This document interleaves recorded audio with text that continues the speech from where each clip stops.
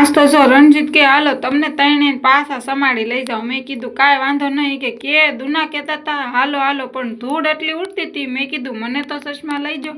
મને કે જો હવે ધીમે ધીમે આંકું છું। અને પછી તો અમે સીધા પોગી ગયા પંચાયત ઓફિસે। મેં કીધું ગામની પહેલાં વહી જાવ ને તો વારો આવી જાય, પણ અહીંયા કોઈ આવ્યું જ નહોતું, મારો જ વારો હતો। ને આજ તો રણજીતે સમાડીની શેરીઓ બધી દેખાડી।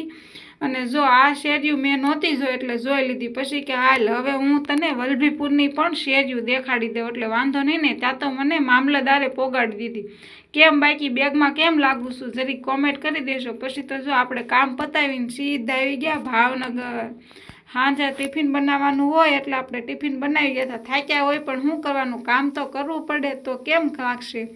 જો કળીનું શાક બનાવી નાખ્યું, અરે ગાંઠિયાનું હોય, અને ખીચડી વગર આપણું પેટ ન ભરાય, ને ભાખરી બનાવી નાખી। પછી કામ કરવું એવી આળસ આવતી હતી। એ તો વૈયા ગયા હવે ટિફિન લઈને, પણ મારે શું કરવાનું। મેં કીધું હાલો હું કામ કરવા મળું। વિડીયો ગમે તો લાઈક શેર સબસ્ક્રાઈબ પણ કરતું જવાનું।